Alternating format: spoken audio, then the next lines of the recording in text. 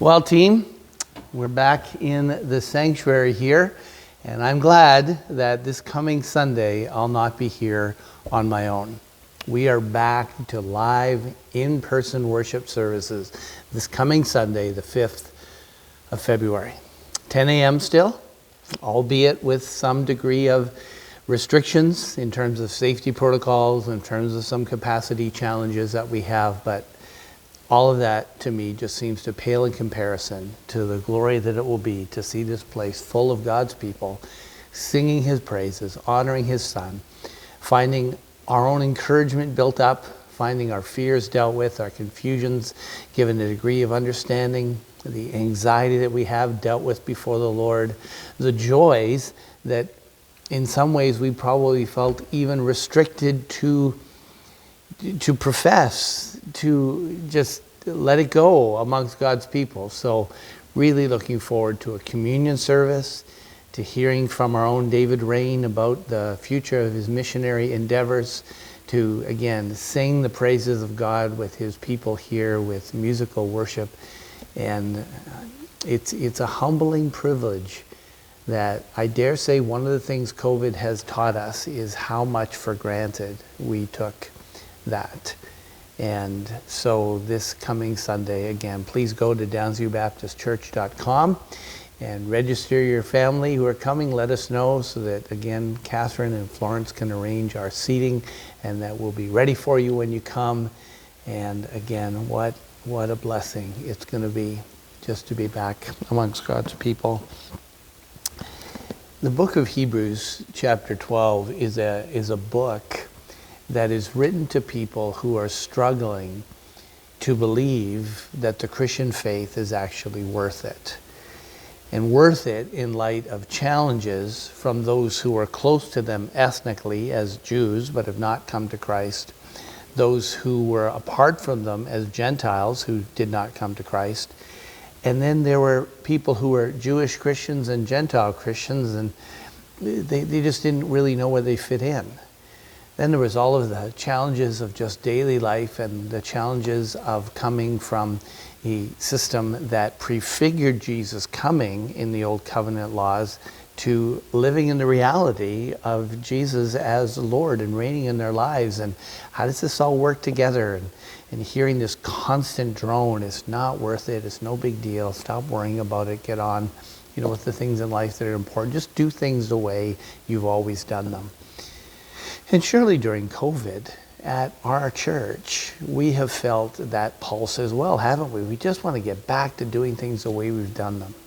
Now, there is legitimate caution that everything we've done is not necessarily the way it should be done or the best way to do it, or there's a lot of things that we have done a certain way that it's actually been good to re-examine. And we've made a few changes in our lives, I'm sure.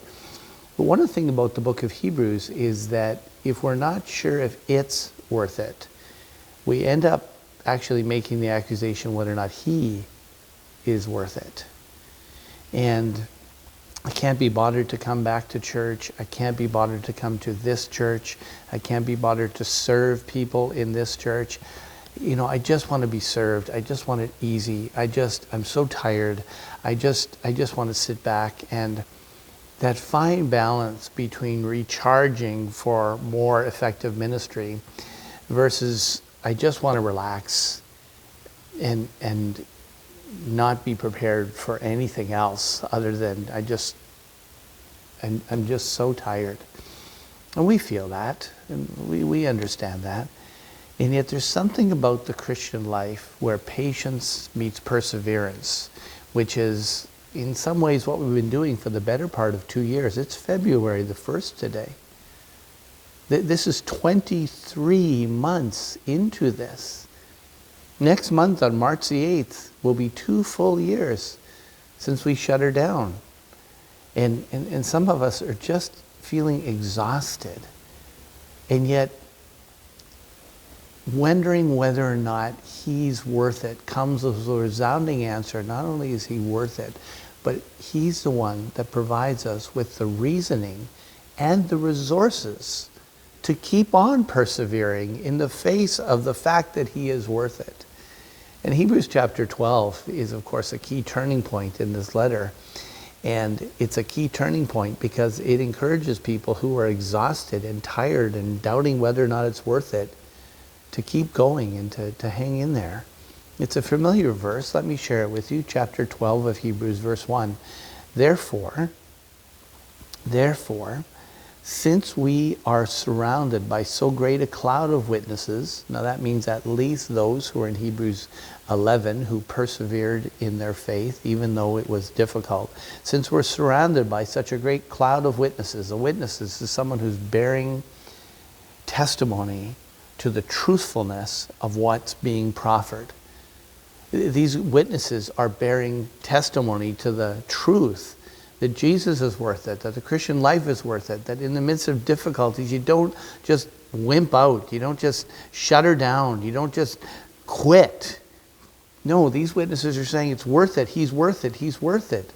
And we're surrounded by them. Since that's the case, let us also lay aside every weight and sin which clings so closely, and let us run with endurance the race that is set before us.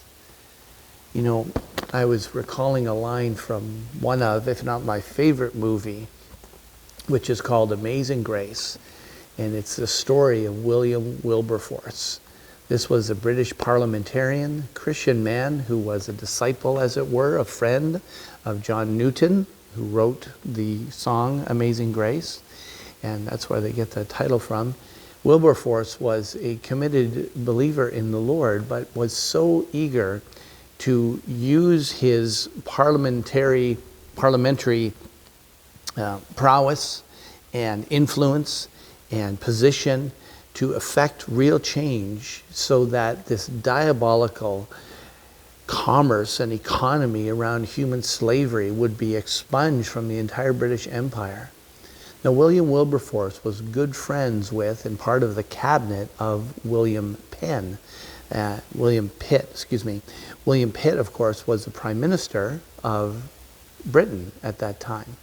And Pitt and Wilberforce kept going back and forth because Wilberforce wanted to spend more time in some ways on spiritual matters, and William Pitt wanted him to spend more time applying his Christian life to this issue of getting rid of slavery.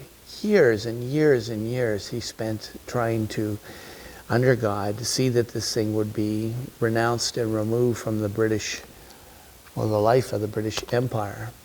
And there's a scene in the movie where they are out running. And they're, I don't know if it was exercise, it looks like it's a bit of a competition, and they're running along the grass. And they're just speeding through all of these hills, and eventually they kind of stop, and they catch their breath. And William Wilberforce goes, ouch, ouch, that hurts. And he looks at William Pitt, the Prime Minister, and he says, why is it that you only feel the thorns in your feet when you stop running? And William Pitt looks at him and says, are you trying to make some great analogy there in front of me? And he said, I wasn't, but I suppose it's true.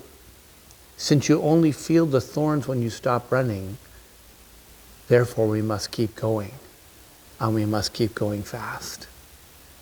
And that remind me of this text in Hebrews chapter 12. Let us run with endurance the race that is set before us. Hang in there, keep going, keep pressing forward. It's worth it because he is worth it. And yet we say, okay, I want to, but it's hard to, and I'm not sure I know how.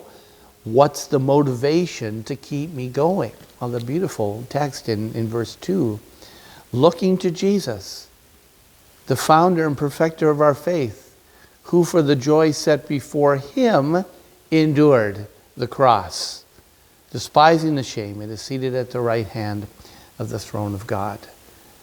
Jesus endured. He says, run the race with endurance. How do I do that? Look to Jesus who's done it. And look to Jesus who's already done it, which means he's led and we follow. we follow. That's what being a Christian means, to be a follower of Jesus. And if we fail to follow Jesus, we are not followers of Jesus. Duh. But that's the challenge sometimes, isn't it? I'm not going to persevere. I'm just going to quit. I'm just going to give in. I'm going to have nothing to do with the local church family the way Jesus calls us to and has modeled and has run with perseverance the race that was set before him. But I'm going to want to be assured of my eternal home with him. I'm going to want other people to affirm my Christianity. I'm going to want other people to say it doesn't matter how we live. It's so North American about wanting to have our cake and eat it too. In fact, it's as if we want to have an empty plate in front of us and think we're still going to be full. Somehow, we have this idea that because it's hard, we can stop running the race with perseverance, stop clinging to Jesus, stop looking to Jesus and clinging to Jesus, stop looking and clinging and following Jesus, and still be a follower of Christ. And the devil loves that. Our flesh gives into that. The world encourages it. And yet, at Dallas View Baptist Church, we want to be those who recognize that Jesus is worth it.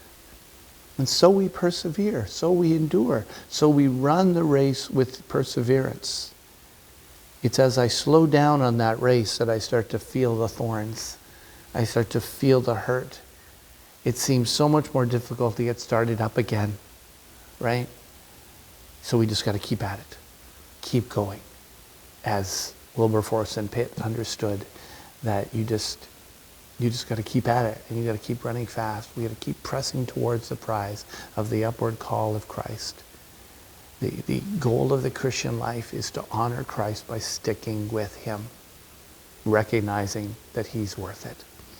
So I'm looking forward to celebrating that truth as we remember him in the communion table on Sunday, as we get together to sing the praises of God, as we hear his word prayed and preached, and as we have a sense of the real camaraderie of the kingdom as we're here together as God's people.